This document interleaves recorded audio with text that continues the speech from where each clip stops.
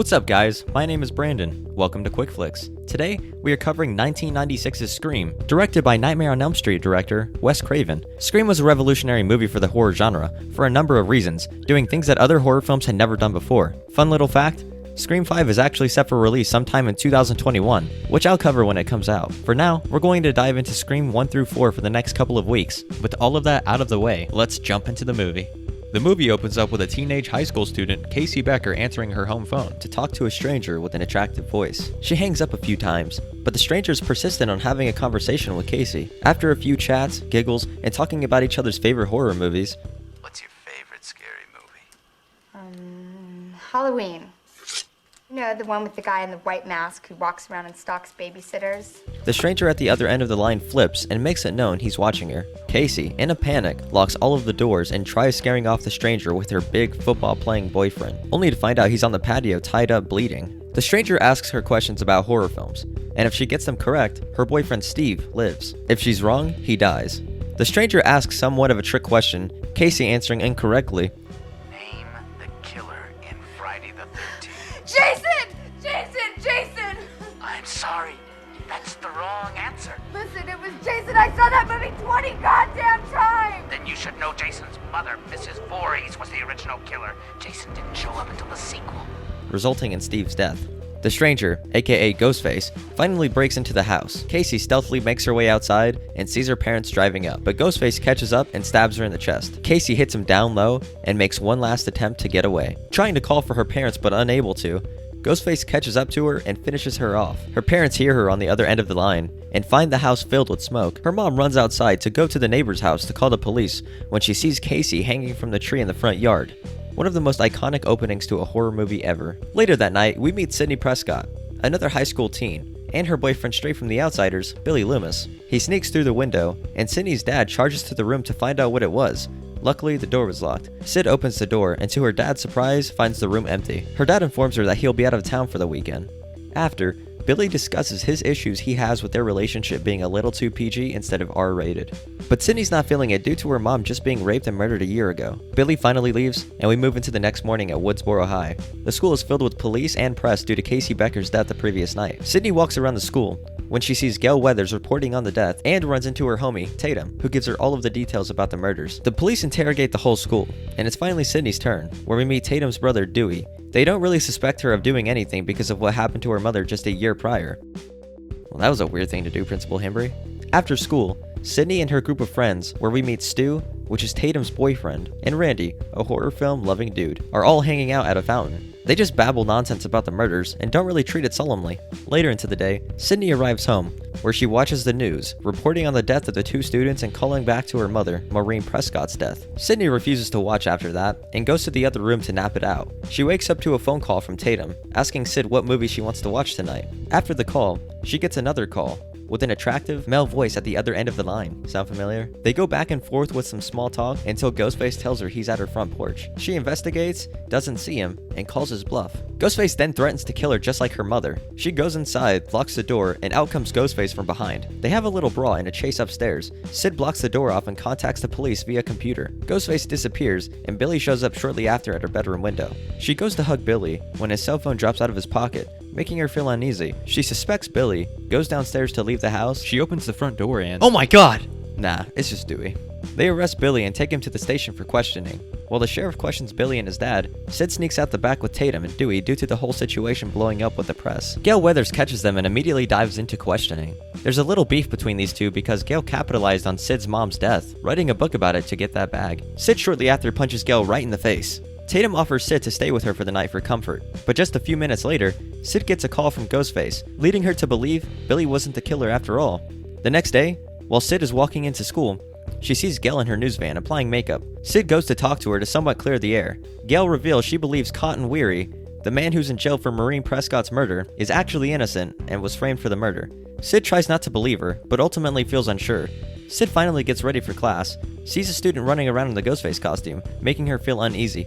She walks away, running into Billy. Billy essentially tells her she's never been the same after her mother's death, and she just needs to get over it and be the old Sid again. That does not sit well with her. She immediately goes to the restroom, sits in a stall, and listens to a cheerleader gossip rudely about her. The cheerleader and her friend finally leave the restroom, allowing Sid to leave the stall. She hears her name get whispered. She turns around and sees Ghostface stepping down from a toilet, unlocking the stall door and lunging at her.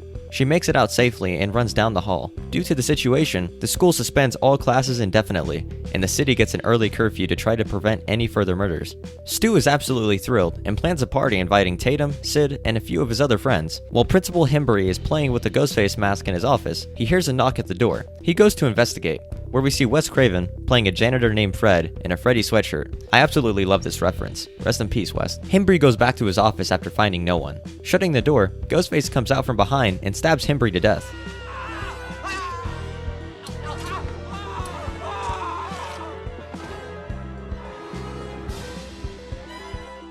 Later into the day, Stu stops by the video store to chat with Randy. They discuss who they think is behind all of the murders. Stu thinking Sid's dad might have something to do with it, while Randy thinks everybody is a suspect, but especially Billy.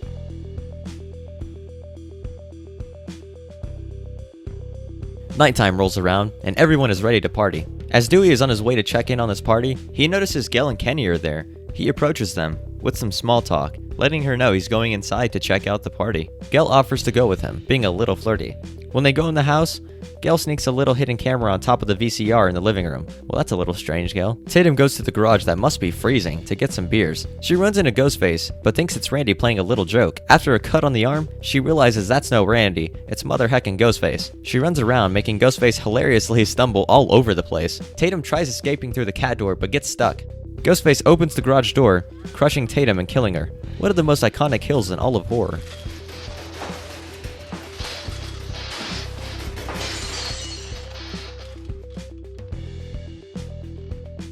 People are finally starting to head home, and the party dies down a little bit. Billy shows up and pops his head around the corner. He wants to talk with Sid one-on-one, and Stu, being the homie that he is, lets them talk upstairs in his parents' bedroom.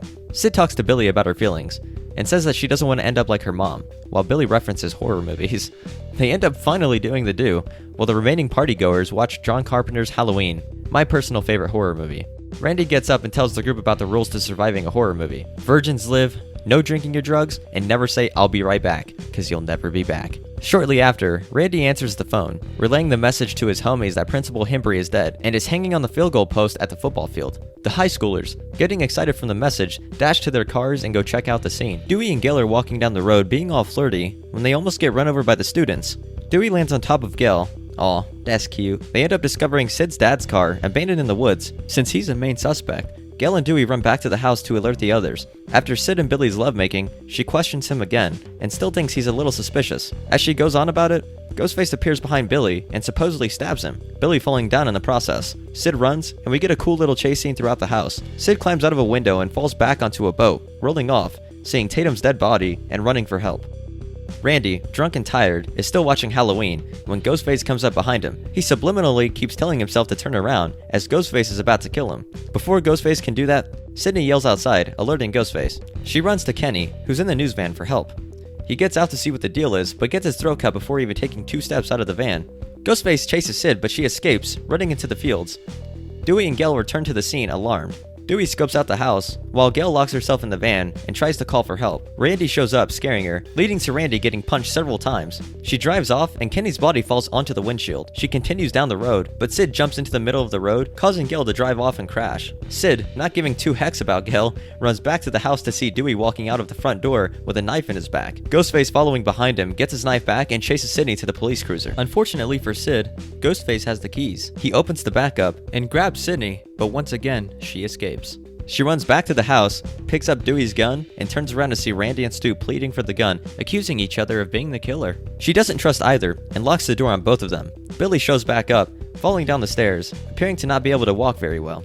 Sid hands him the gun, and Billy opens the front door to get help, but instead, Randy charges in, accusing Stu of being the killer. Billy turns around slowly, makes another horror movie reference, and shoots Randy in the chest. He reveals that he used corn syrup to portray blood. Sid, looking distraught, runs into Stu, asking for help. Stu pulls out a voice changer, where we hear the attractive male voice again. They trap her in the kitchen and show off their psycho sides, disturbing Sydney in a number of ways. They reveal to her that they in fact were the ones who murdered her mom, Maureen Prescott. Apparently Maureen had been sleeping with Billy's dad, causing his parents to get a divorce, his mom abandoning him. They frame Cotton Weary for that murder, and reveal they're going to frame Sydney's dad for all of these murders. They explain their entire plan, and to seal the deal, they let Sid watch as they stab each other, but not too deep, showing that they were also attacked, but survived the whole incident. After, they're ready to end this thing. Stu goes to get the gun, but realizes it's missing. In the other room, stands Gail, holding the gun up ready to shoot, but doesn't realize the safety was turned on. Billy kicks her down the stairs and takes the gun back. Sydney takes the opportunity to hide and call the police. She then calls Billy and Stu using the voice changer, making Billy go on a rampage. Stu stays on the phone with Sid as he cries, knowing the police are coming and his parents will be mad at him. Billy checks a room under the stairs and out comes Sid, stabbing Billy in the chest with an umbrella, wearing the Ghostface costume. Stu comes out, charging Sydney. They fight, but Sid ends up on top and pushes the TV onto his head, killing Stu. Sid goes back to check on Randy, but Billy gets back up, punches Randy, and gets ready to stab Sid, when Gil remembers the safety this time, and shoots Billy in the chest. The three group up and stand over Billy. He comes back for one last scare, but gets shot right in the head. Sid's dad then comes out of hiding and gets untied. Morning strikes, and the police and medics are here. Dewey still seems to be alive, but getting toted away in an ambulance. The movie ends with Gil Weathers giving a report on the events that just took place in this house.